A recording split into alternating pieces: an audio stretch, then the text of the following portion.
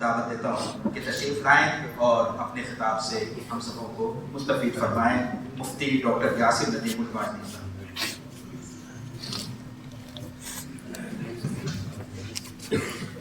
السلام علیکم ورحمۃ اللہ وبرکاتہ.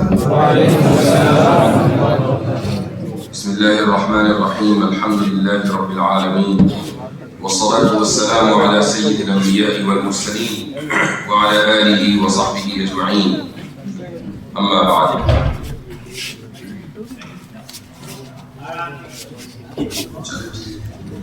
کھڑے ہو کے زیادہ مناسب رہے گا تو نہیں چلتے.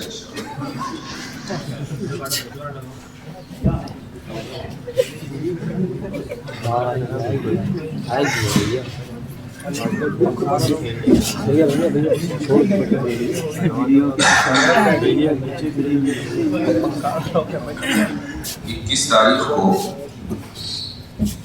دیوبند میں ایک پروگرام تھا اور اس کی کچھ ویڈیوز شاید آپ حضرات نے دیکھی. اس میں بھی میں نے آغاز یہی سے کیا تھا کہ طبیعت خراب ہے اور اتفاق یہ رہا کہ کئی دن کے بعد آج دارالعلوم ندوۃ العلماء میں حاضری ہوئی ہے اور ابھی مسئلہ وہیں اٹکا ہوا ہے. تو اس لیے میں بہت زیادہ لمبی گفتگو تو نہیں کروں گا، لیکن چند منٹ آپ حضرات سے گفتگو کرنے کے بعد پھر آپ کے کچھ سوالات ہوں گے تو وہ لوں گا انشاءاللہ. میں شکریہ ادا کرتا ہوں اس ادارے کے منتظمین کا، یہاں کے اساتذہ کا، کہ انہوں نے مجھے یاد کیا. میں رات آیا تھا دارالعلوم میں اور مقصد یہ تھا کہ حضرت مولانا عتیق صاحب سے مختصر ملاقات ہو. تو میں حضرت کے گھر گیا اور وہیں سے نکل گیا، لیکن کچھ لوگوں نے نکلتے ہوئے پکڑ لیا اور اس کے بعد یہاں آنے کا مقصد ایک شادی میں شرکت ہے. وہاں پر حضرت مولانا مسعود صاحب اور دیگر حضرات سے ملاقات ہوئی اور مزید چکر لیے گئے. تو لیکن بہرحال آپ حضرات سے ملاقات مقصود تھی، مقدر تھی. تو یہ میری خوش نصیبی ہے کہ میں آج اس عظیم الشان ادارے میں موجود ہوں. میرا جو تعارف ہے وہ اس حوالے سے ہے کہ بھائی یہ رد الحاد کے میدان میں یہ شخص کچھ کام کر رہا ہے. سب سے پہلے میں آپ کو یہ بتانا چاہوں گا کہ الحاد ایک بیماری ضرور ہے، لیکن یہ ایسی بھی نہیں ہے کہ ہر ایک آدمی اسی کا علاج کر لے گا. میں اس نظریے کو سخت ناپسند کرتا ہوں کہ اگر کوئی آدمی کسی کام میں لگا ہوا ہے تو وہ سمجھے کہ اسی کا کام سب سے اہم ہے. یہ کام اہم ہے، لیکن جس طریقے سے دین کے دوسرے شعبے اہم ہیں اسی طریقے سے یہ بھی اہم ہے. یعنی یہ بھی اپنے اندر یہ چیز بھی اہمیت رکھتی ہے کہ ہمارے یہاں ہماری ملت میں ایسے فقہا تیار ہو کہ جو بہت سے مسائل میں دینی رہنمائی کریں.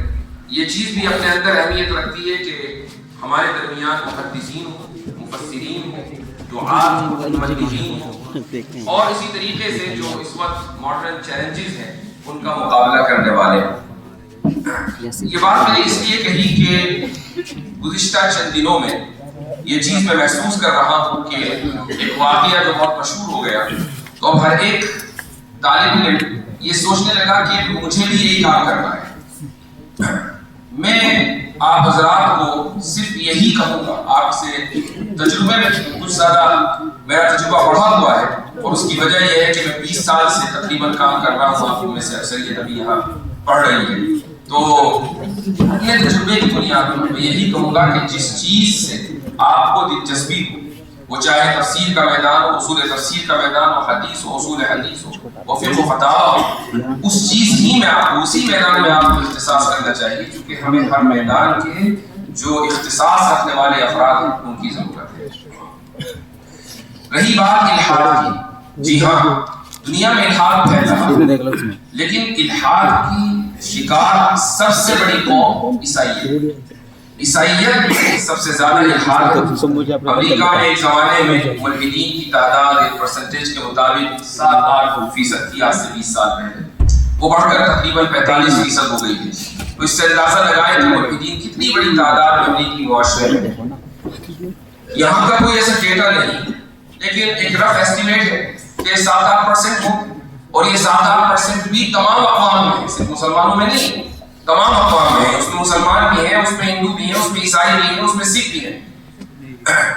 لیکن اگر میں یہ کہہ دوں کہ 1% بھی ان 7% میں 1% بھی اگر ملحدین مسلمانوں سے تعلق رکھتے ہیں کہ جنہوں نے اسلام چھوڑا ہے، تو اب یہ ضروری ہے کہ ایسے علماء تیار ہوں، چند ایسے علماء سامنے آئیں کہ جو اس میدان کی مہارت رکھتے ہوں اور اس میدان میں جو مسائل آتے ہیں ان کا حل کرنا وہ جانتے ہیں۔ الحاد کی عمارت 2 چیزوں کے اوپر ٹکی ہوئی ہے۔ پہلی چیز ہے لبرلزم اور دوسری چیز ہے سائنٹزم۔ بس میں اصولی گفتگو کروں گا تاکہ آپ کو ایک راستہ مل جائے۔ لبرلزم کی بنیاد 3 اصول ہیں۔ اس میں پہلا اصول ہے اصول مساوات، دوسرا اصول ہے اصول ضرر یا اصول مضرت،